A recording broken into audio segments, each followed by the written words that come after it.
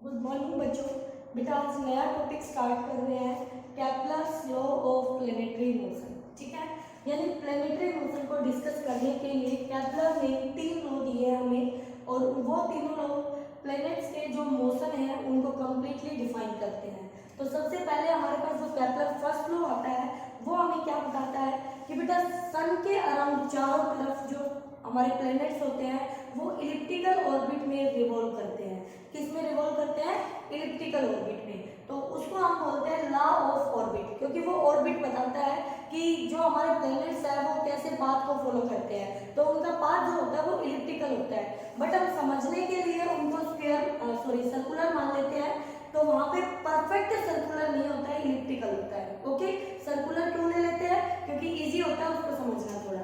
तो फर्स्ट क्या कहता है कि all planets revolve around the sun in elliptical orbit. Okay, next आता है जो कैप्लर का सेकंड लॉ, वो हमें क्या बताता है कि जैसे हमारे पास ये इलिप्टिकल ऑर्बिट है, ये और ये इसकी मेजर एक्सिस है, ये माइनर एक्सिस है।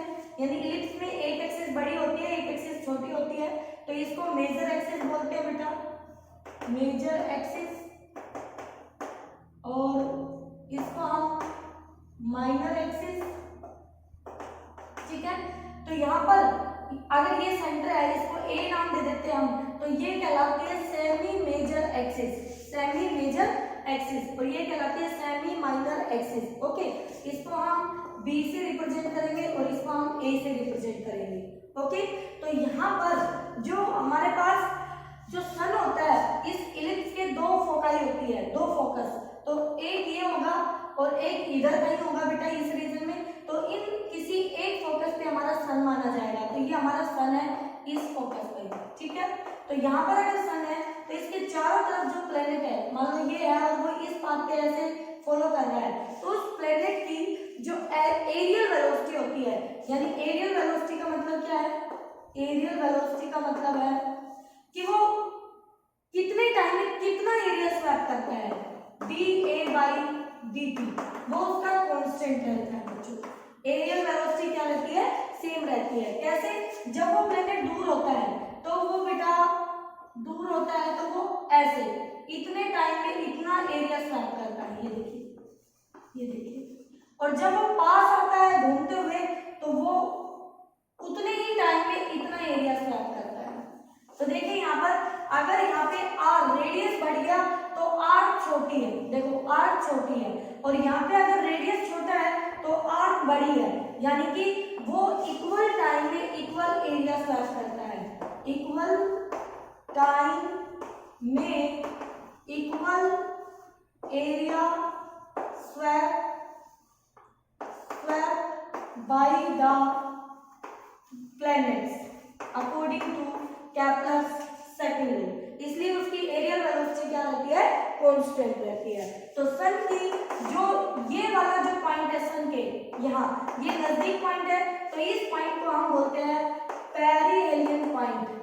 पेरिहेलियन पास वाले, पी से पास, पी से पेरिहेलियन पॉइंट, ये वाला जो सन के पास है। तो ये सन से कितनी दूरी पर है?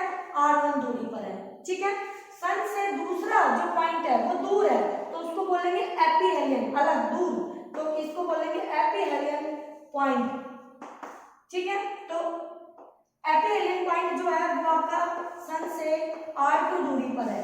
ठीक है, अब एक टर्म होती है इसेंट्रिसिटी। इसेंट्रिसिटी क्या होती है? सर्कल के लिए इसेंट्रिसिटी 0 होती है, इलिप्स के लिए इसेंट्रिसिटी लेस देन 1 होती है बेटा। तो इन दोनों पोजीशन में r1 और r2 में इसेंट्रिसिटी के साथ एक रिलेशन होता है, r1 by r2 equal to 1 minus E 1 plus का ई। ये रिलेशन आपसे पूछा जा सकता है, ये ध्यान रखें। इलिप्स के लिए e की वैल्यू क्या होती है वो ध्यान रखें, सर्कल के लिए e की वैल्यू क्या होती है वो ध्यान रखें। ठीक है, क्योंकि एक एक नंबर पे ये क्वेश्चन आपसे पूछे जा सकते हैं। ओके बेटा, इसके बाद सारे पॉइंट हो गए आपके इलिप्स से related. Okay, perihelion, aphelion, semi major, semi minor axis, ये सारी बातें आपको मालूम होनी चाहिए बेटा। ओके, चलिए उसके बाद देखिए जो सेकंड लॉ कहता है कि इक्वल टाइम में इक्वल एरिया स्वैप करता है। इसका मतलब जो हमारा एरियल वेलोसिटी है वो D A by D T आपका कांस्टेंट है। तो बच्चे यूनिट 5 में एक टॉपिक आता है हमारा geometrical meaning of angular momentum. तो वहां पे एंगुलर मोमेंटम का एक रिलेशन पढ़ते हैं हम इसके साथ एरियल वेलोसिटी के साथ। तो वो होता है एरियल वेलोसिटी के मैग्नीट्यूड का 2m टाइम्स। तो 2m dA बाई dt के इक्वल होता है। तो इसमें वेक्टर और एंगुलर मोमेंटम पर वेक्टर। एंगुलर मोमेंटम को हम mvr से भी रिप्रेजेंट करते हैं, यानी लीनियर मोमेंटम इनटू में perpendicular distance r, p into में r। ठीक है, ये एंगुलर मोमेंटम के अदर फॉर्मूले हैं। तो ये भी एक फॉर्मूला होता है एंगुलर मोमेंटम का। तो यहाँ से ये कंक्लूजन भी निकलता है कि अगर एक प्लेनेट की एरियल वेलोसिटी कांस्टेंट रहती है तो उसका एंगुलर मोमेंटम भी सेम रहता है। ध्यान दें बेटा इस बात पे कि उसका एंगुलर मोमेंटम भी क्या रहता है, सेम रहता है। ओके बेटा, यानी कि एक प्लेनेट जब अपना इस ऑर्बिट पे घूमता है तो हर जगह उसका एंगुलर मोमेंटम क्या है, कांस्टेंट है, सेम है। ओके बेटा, चलिए बहुत अच्छी बात है, यहाँ तक आपको क्लियर होना चाहिए सारी बातें। नेक्स्ट आता है Kepler's third law. Second law को लॉ ऑफ एरिया भी कहा गया है, क्योंकि लॉ ऑफ एरिया क्यों कहा गया वो आपको बता दिया है कि एरिया पे कैसे डिपेंड करता है। अब थर्ड लॉ क्या कहता है, थर्ड लॉ जो है वो टाइम पीरियड से रिलेटेड है। ये कहता है कि जो एक प्लेनेट होता है जो उसका टाइम पीरियड होता है, और टाइम पीरियड किसी भी बॉडी का एक रिवॉल्यूशन या एक चक्कर पूरे करने में जो टाइम लगता है उसको हम टाइम पीरियड कहते हैं।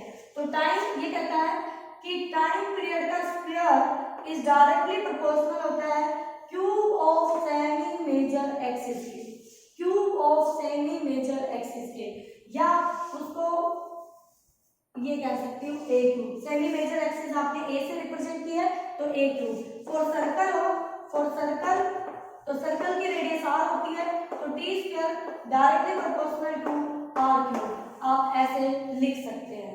इसको प्रूव करने के लिए हम ये मान सकते हैं कि हमारे पास ये सन है और ये कोई प्लेनेट है जो इसके चारों तरफ रिवॉल्व कर रहा है बेटा। तो इसको रिवॉल्व करने के लिए क्या चाहिए, सेंट्रीपिटल फोर्स चाहिए। तो वो कहाँ से मिलेगा, ग्रेविटेशनल फोर्स से। तो जी एम एम अपॉन में आर स्क्वायर, दोनों के सेंटर के बीच की दूरी इक्वल टू, और centripetal force M V square upon में आर होता है, एम वी स्क्वायर अपॉन में आर होता है, और एम आर ओमेगा स्क्वायर होता है। क्योंकि मुझे टाइम पीरियड को रिलेट करना है तो ओमेगा का रिलेशन होता है टाइम पीरियड के साथ 2 pi by T, 2 pi by T. तो मैं वहां पर ओमेगा को रिप्लेस कर दूंगी, तो यहाँ से लेके चलेंगे जी एम एम अपॉन में R square equal to M R 2 pi by T का होल स्क्वायर। एक एम से एम कट गया हमारे पास। ओके, तो यहाँ से बच गया जी एम, इस आर को उधर लेके आर क्यूब बन गया, और ये हो गया 4 पाई स्क्वायर अपॉन में टी स्क्वायर। टी स्क्वायर को इधर ले आएंगे और जी एम को उधर ले जाएंगे, तो T square equal to R cube 4 pi square R cube upon में जी एम। तो बेटा ये कांस्टेंट, ये कांस्टेंट, ये कांस्टेंट, ये कांस्टेंट, तो इस इक्वेशन से टी स्क्वायर जो है वो आर क्यूब के डायरेक्टली प्रोपोर्शनल आ जाएगा। टी स्क्वायर जो है वो आर क्यूब के डायरेक्टली प्रोपोर्शनल आ जाएगा। तो यहाँ पे 4 पाई स्क्वायर अपॉन में जी एम क्या है, कांस्टेंट।